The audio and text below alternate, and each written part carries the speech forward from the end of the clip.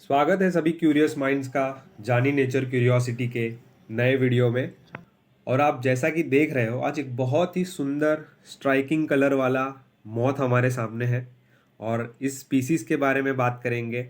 तो वीडियो को मैं 3 पार्ट में रखना चाहता हूँ। पहला पार्ट होगा जहाँ पर हम इस स्पीसीज़ यानी कि ये जो मॉथ है जिसका नाम है अमाटा पैसालिस, जिसको आमतौर पर सैंडलवुड डिफोलिएटर के नाम से जानते हैं, इनके बारे में बात करेंगे पहले पार्ट में। दूसरा पार्ट होगा जहाँ पर हम बात करेंगे, क्योंकि इसके कलरेशन को देखकर हमें समझ में आ रहा है कि इसके कलर्स कुछ कहना चाहते हैं प्रेडेटर्स को, हमको। तो मिमिक्री जो नेचर में की जाती है स्पीसीज़ द्वारा, उसके बारे में बात करेंगे, जिसमें हम बेट्सियन मिमिक्री और मुलेरियन मिमिक्री को जानेंगे। और तीसरा पार्ट होगा, कुछ बातें करेंगे मॉथ्स के बारे में जनरली। तो चलिए शुरू करते हैं। ये जो स्पीसीज़ है एमाटा पैसालिस, जिसको आमतौर पर सैंडलवुड डिफोलिएटर कहा जाता है, यानी कि चंदन के पेड़ के पत्तों को खाने वाला, ये इरेबिडे फैमिली का मेंबर है। और मोस्टली इनको डायर्नल मॉथ्स कहा जाता है। दिन के समय ये ज़्यादा दिखाई देते हैं, एक्टिव होते हैं। और ये मॉथ जो है इंडिया और श्रीलंका में पाया जाता है। और मेनली इनको डिफोलिएटर के तौर पर देखा जाता है। चंदन के पेड़ों का जो सेंटलुम आल्बम पेड़ की स्पीसीज़ होती है, उस पर ये उसके पत्तों को ये खाते हैं। और दूसरे ऑल्टरनेट फूड प्लांट्स पर भी इनको देखा गया है, जैसे कि कुछ पल्सेस है या फिर दूसरे ऑर्नामेंटल प्लांट्स पर। ये बिलोंग करते हैं ऑर्डर लेपिडोप्टेरा को, जिसमें बटरफ्लाइज और मॉथ्स आते हैं। स्पेसिफिकली अगर बात करें तो ये फैमिली इरेबिडे फैमिली के अंदर आते हैं, जिसमें एक एक डाइवर्स ग्रुप है मॉथ्स का, सारे मॉथ्स को जो इनकम्पास करता है। और अपीयरेंस की बात करें तो सैंडलवुड डिफोलिएटर जो है, टिपिकली इसका ऑरेंज कलर की बॉडी होती है और ब्लैक कलर की मार्किंग्स होती है। ये जो कलरेशन है, जैसा कि मैं शुरुआत में मैंने कहा था, ये एक वार्निंग के तौर पर सर्व करता है। प्रेडेटर्स को एक सिग्नल है कि मैं टॉक्सिक हूँ या फिर मैं अनपैलेटेबल हूँ, तो मुझे खा करके, मेरा शिकार करके फ़ायदा आपका नहीं होगा।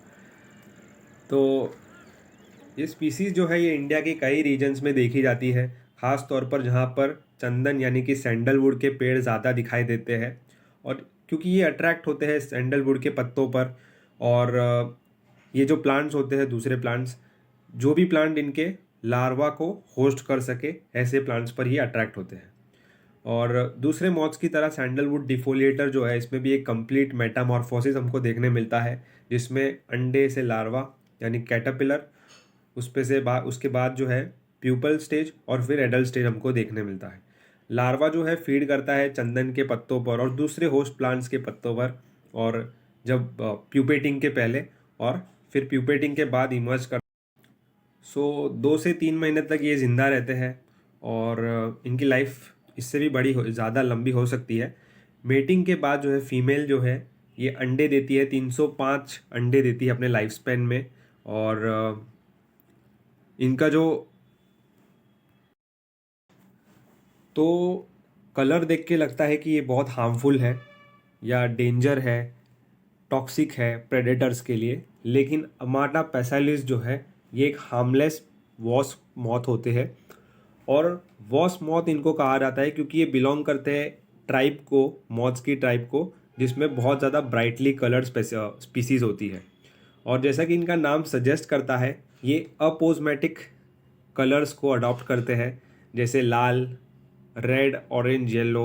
और हमेशा इनके ऊपर कॉन्ट्रास्टिंग ऑल्टरनेट ब्लैक बैंड्स हमको दिखाई देते हैं। और एक रीज़न है कि क्यों ये ब्लैक और येलो, रेड, ऑरेंज बैंड वाले इंसेक्ट्स डेंजरस दिखाई देते हैं। बहुत सारे हार्मफुल ऑर्गेनिजम्स जो होते हैं वो वार्निंग कलरेशन अपने शरीर पर रखते हैं, ताकि वो सिग्नल कर सके पोटेंशियल प्रेडेटर्स को कि उनको खाने पर उनका नुकसान हो सकता है उनको। और अपोजमेटिज्म एक टर्म है जो डिस्क्राइब करता है इस फिनोमेनन को, जहाँ पर टॉक्सिक प्रे जो होता है वो कॉन्स्पिक्यूस वार्निंग कलर पैटर्न्स को एडवर्टाइज करता है अपने प्रेडेटर्स को। और इस कलरेशन को अपोजमेटिक कलरेशन कहा जाता है और इस फिनोमेनन को अपोजमेटिज्म कहा जाता है।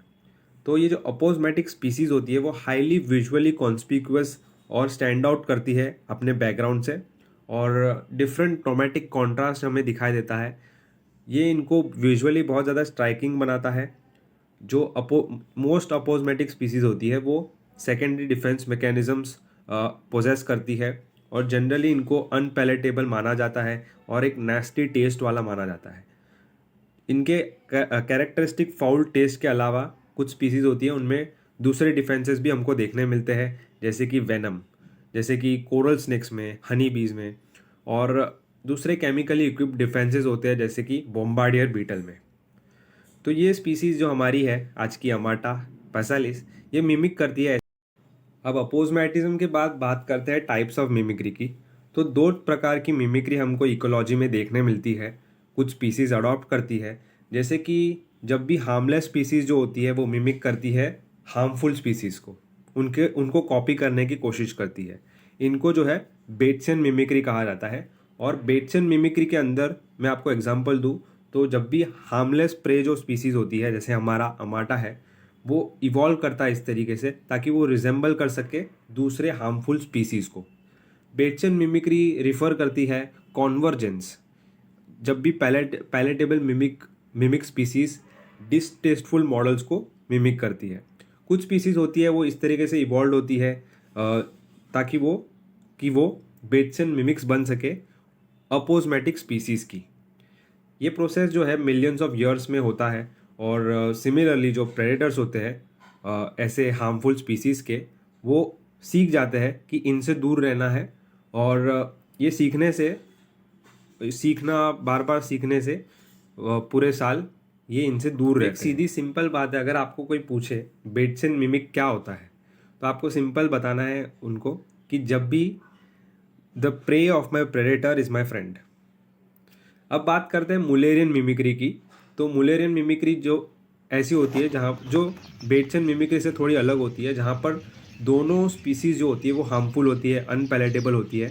तो वो दोनों आपस में इस तरीके से को इवोल्यूशन होता है उनमें कि दोनों ही एक तरीके का पैटर्न अपना लेते हैं, अडॉप्ट कर लेते हैं, एक तरीके के दिखाई देते हैं या फिर स्मेल करते हैं, ताकि प्रेडेटर को पता चल जाए कि ऐसे दिखने वाले, ऐसे स्मेल करने वाले इंसेक्ट से हमको दूर रहना है। तो हमने आज स्पीसीज अमाटा पैसेलिस के बारे में देखा, मिमिक्री के बारे में देखा। मॉथ्स बहुत ज़्यादा फैंटास्टिक ग्रुप ऑफ इंसेक्ट्स होते हैं। 1,60,000 से ज़्यादा स्पीसीज़ दुनिया भर में पाई जाती है। और जो अर्लीस्ट लेसन हम एंटोमोलॉजी में सीखते हैं वो होता है बटरफ्लाई और मॉथ्स के बीच में डिफ्रेंशिएट करना, डिस्टिंग्विश करना। और जनरली बटरफ्लाइज डायर्नल होते हैं, मॉथ्स नॉक्टर्नल होते हैं, लेकिन ऑफकोर्स एक्सेप्शंस हमको मिलते हैं।